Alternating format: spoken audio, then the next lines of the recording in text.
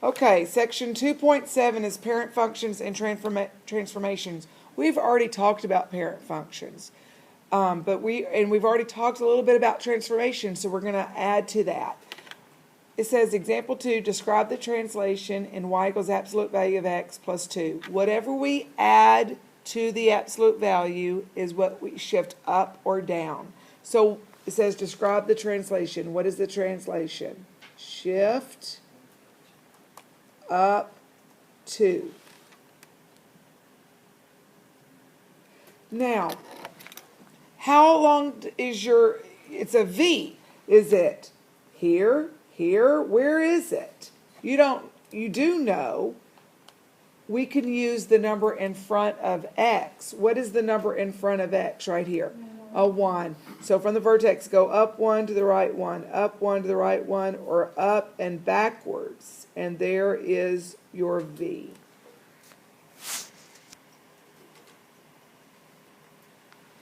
Example 2b, describe the translation in y equals absolute value of x plus 3. Now, when it's inside, it's a shift to the left or to the right, and it's the opposite. So we're going to go to the left 3.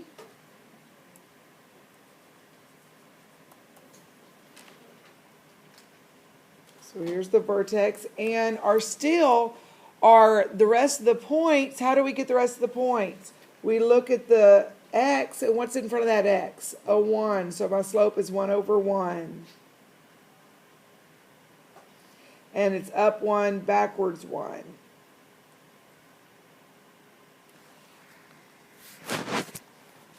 Example C, describe the translation y plus 4 is equal to the absolute value of x minus 3. Then graph the function. Well, here's a problem. We have to get it equal to y. So what are we going to do with that 4? Subtract it. It's kind of the same process of slope-intercept form. We have to get it equal to y, so we have to subtract the 4. And where are we going to subtract the 4 with this absolute value? We're going to put it at the end.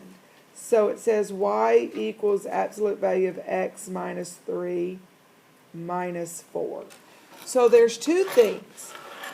This negative 4 is saying that we bring it down, we shift it down 4, and the minus 3 inside the absolute value says that we are going to shift it left or right?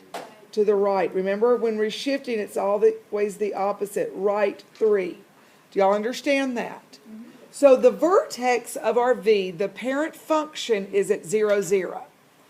So here, this is the vertex, the parent function, so we had to go down 4 and to the right 3. And this is now where our vertex is. Does everybody understand that? Now, and the leg of our absolute value, how do we make the rest of the points? Up 1 over 1.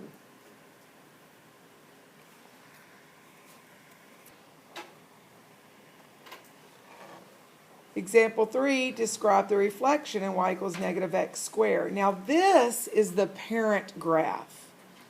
And the parent graph is y equals x squared.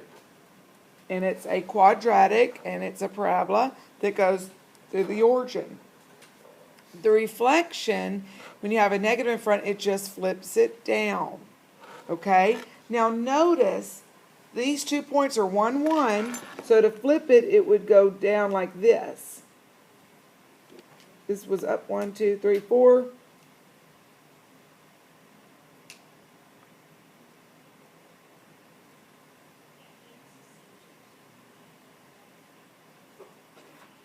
And there is the reflection.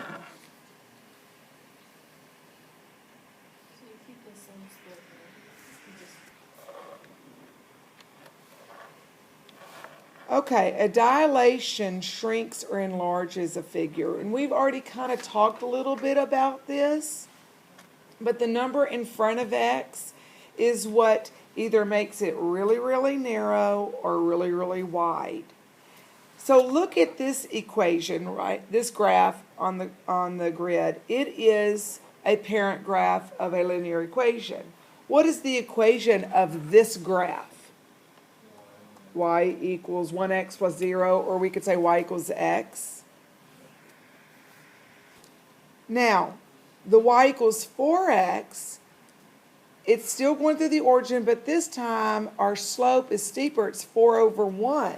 So draw that, and I'm going to do it with a different color. I'll do it with black.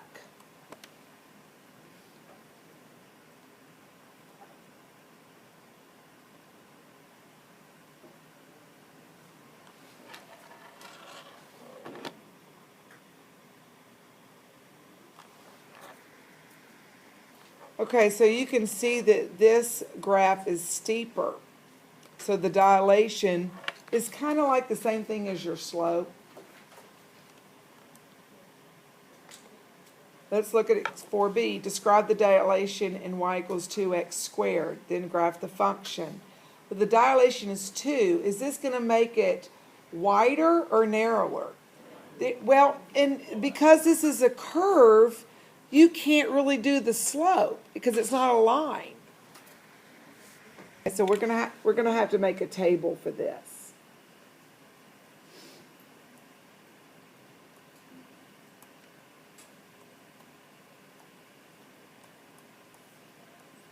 I'm going to give a couple negatives, 0, and a couple positives. So negative 2 squared is positive 4. 4 times 2 is 8. Negative 1 squared is 1 times 2 is 2. 0 is 0. 1 squared is 1 times 2 is 2. 2 squared is 4 times 2 is 8. Now plot these points. So this parabola is narrower, or it shrinks it, you could say. So the number in front is what determines how wide the parabola is. You could have a negative in front of that. Example 4c, this is a dilation. That 1/3 is in front of the x. Now I know because it's an absolute value, it's a V shape.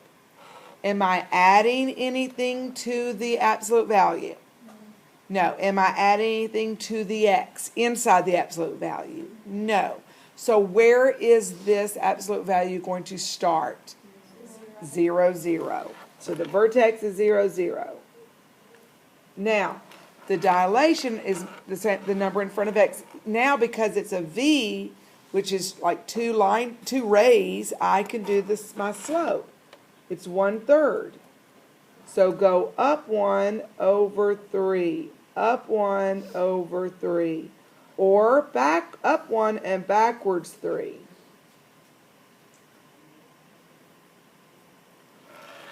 So what kind of V is this? A very wide V.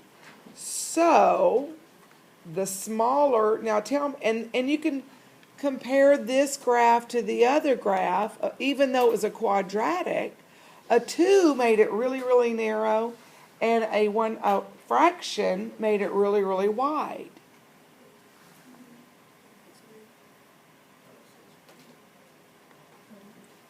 Okay, let's do some practice. Example, practice 1 says, identify the type of transformation, whether it's a translation, reflection, or dilation, and let's come up with the equation. So we're going to go backwards. You're given the graph, and we have to come up with the equation. So right now, we have to know, is this going to be an absolute value or a quadratic? Absolute value. So I know absolute value is simple. So I'm going to do, first I'm going to do y equals.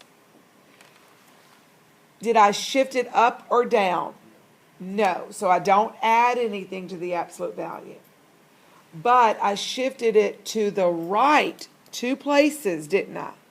So the shifting goes inside with the x, so it's x minus 2. Now, it's a translation, and it's also a dilation because it's not a 1 over 1. So put your pencil on your vertex, and let's calculate the slope of the line going to the right. I went up 1 over 3. Let's do it again. Up 1 over 3. So what is my slope? 1/3. Now, guys, you can put the number, when you have an absolute value of this dilation, you can have it in with the x in the absolute value, or you can have it outside the absolute value. They mean the same thing. So when we do our equation, it's f of x is equal to 1/3 x, minus 2, or you could also see it outside. Okay, the dilation can be in with the x in the absolute value, or it can be outside the absolute value in front. They mean the same thing.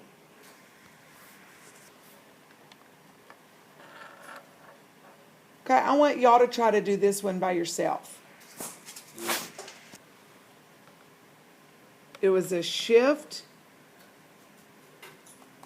to the right, right 3, and up 2. So when we shift to the right, remember it's the opposite. So inside the absolute value, it's x minus 3. And then we shift it up 2, so it's plus 2. Was it a dilation? No, it was not a dilation. So this is our equation. F of x is equal to absolute value of x minus 3 plus 2. How'd y'all do? Okay, this one was translation. Actually, it was 2 translations. It was 1, 2, 3, 4. Shift to the left, 4, and down how many? 5. And then it was also a dilation, wasn't it? So putting your pencil right here at the vertex, we had to go up 2 over 1, up 2 over 1. So your slope of each line was 2 over 1, or just 2. So it's so f of x is equal to, if you want to put the 2 inside the absolute value, 2x. Now it went to the left 4, so it's the opposite, so it'll be plus 4 and then minus 5. And again, if you put the 2 in front of the absolute value, that would be okay too. So either one. Okay, section 2.8 is graphing linear and absolute value inequalities. This is just a review of graphing lines. The only difference is, instead of an equal sign, we're going to have either a greater than or less than sign, and you're either going to have a dotted line or a solid line. If it's a greater than or a less than symbol, your line will be dotted. And then you're going to shade part of the line. You're either going to shade above or below. If it's a less than or equal to, you will shade below. If it's a greater than or equal to, you will shade above. So every single equation you have to get in slope-intercept form. So we are going to subtract x on both sides. 4y is greater than negative x plus 2. Divide both sides by 4, everything by 4.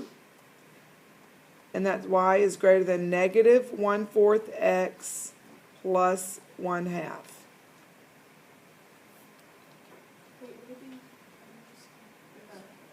Make sure that you label your x and y axis. So what is my slope going to be? Negative 1/4, and your b is the ordered pair 1/2, which is the ordered pair 0, 1/2. So I'm going to plot 0, 1/2, that's half of the box. Then I'm going to go down 1 to the right 4. Okay, we're in our half of a box because the y-intercept is 0, 1/2. Down 1 to the right 4. Or we can go up 1 and backwards 4.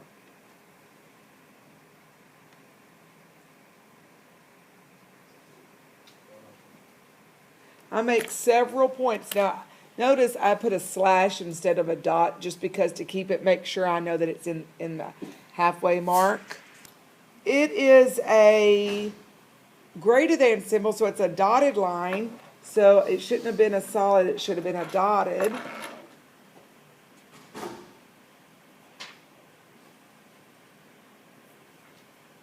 A little harder to do. Now, it's a greater than, so I am going to shade above. Shading, yes, I'm going to shade the whole thing. I'm going to shade above. And you could do with your pencil like that. That's good for me, the shading. Now, you can always test a point. Test a point. The easiest point to test is the origin, which is 0, 0.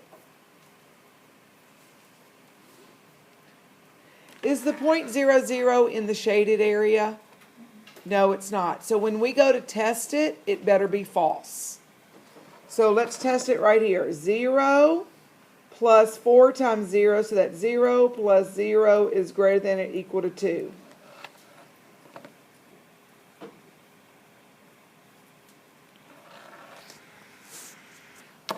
That is false. And so our shaded area is not in the shaded area, so we're correct by having a false statement. If 0, 0 was in the shaded area, then we would want, when we go to check the ordered pair, we want it to be true. Okay, let's look at example 1b. We have to solve for y. So we're going to subtract 3x on both sides.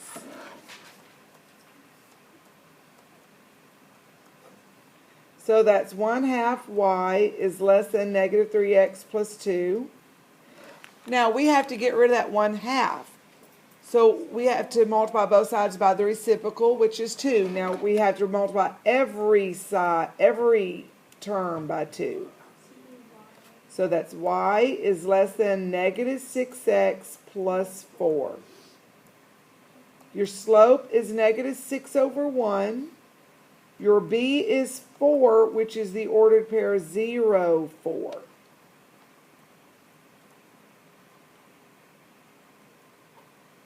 So plot 0, 4. And this time we're going to go down 6 to the right 1.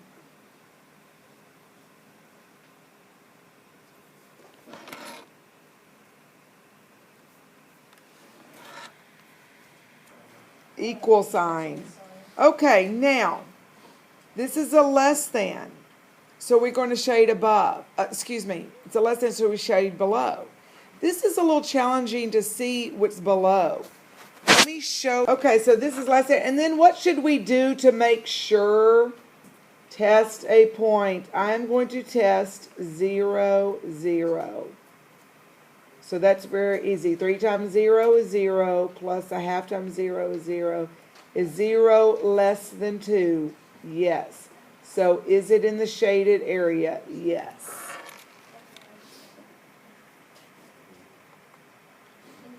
Okay, example 3a. Y plus 4 is greater than or equal to absolute value of x. We have to get y by itself. So what are we going to do with the 4? We're going to subtract it. So that's y is greater than or equal to absolute value of x minus 4. Now, this is absolute value, and it's also a translation, and then we also have to shade. So are we shifting this graph up or down? Down.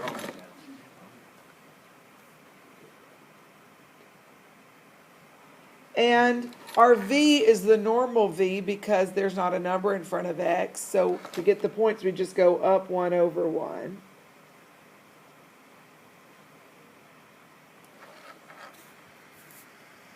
It's a solid line because of the equal sign. It's a greater than or equal to, so we will use a solid line. Now we have to shade. It's a greater than, so I think I'm going to shade above. Where on this graph, it looks like, in this case, above looks inside. Okay? Below would be down. So this is above. So I'm going to shade inside the V. What could I do to make sure? Test 0, 0. So right here, 0 plus 4 is greater than or equal to absolute value of 0. So that's 4 is greater than 0. Is that a true statement? Yes. So the origin 0, 0 is true. It is in the shaded area.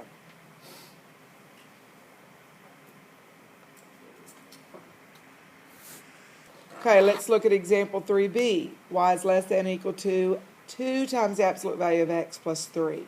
Okay, so that 3 that we're adding at the end is telling us that I'm raising it up. I'm not shifting it to the right or to the left. So I know right away I'm raising the vertex up, but that 2 in front of the absolute value is the dilation. So to make my other points of my v, what am I going to do?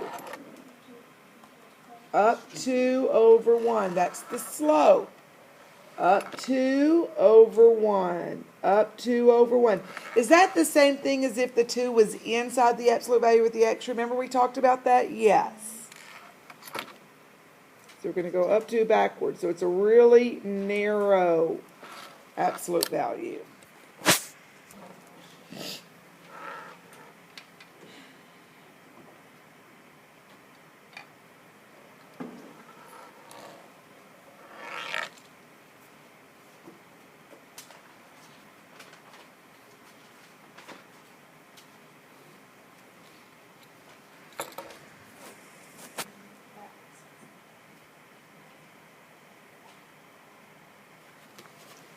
Okay, so when this is 0, basically we cover it up. It goes away. Put your pencil on it. So what is y? 20. When this is 0, cover it up, so that's 1/2. To solve for a fraction, you multiply by the reciprocal. Okay. Now, notice this does not look like a normal grid, does it? A quadrant. Which quadrant is that? Quadrant 1, because when you're dealing with positive, which quadrant has both the x and the y numbers positive? Quadrant 1. So we're just focusing on quadrant 1. Now to plot 0, 20, and 40, 20, what are we going to count by? Are we going to count by ones? Let's see. If I counted by 5, I got to plot 40, 0. 5, 10, 15, 20, 25, 30, 35, 40. That would fit. Counting by 5s would fit. If I count by 10s, 10, 20, 30, 40, that's going to be too condensed of a graph. Okay, so I'm going to count by 5s. And what is the horizontal? That stands for the 30-minute classes. So always label.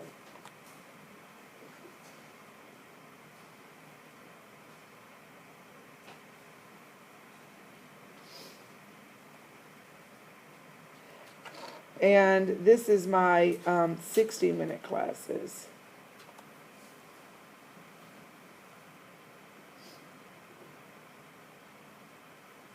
So so this is real to plot 0, 20, and 40, 20. And I can connect that dot.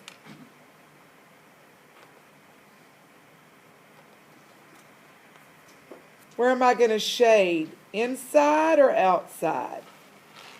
It's a lesson, so I'm going to shade inside. Oh my goodness.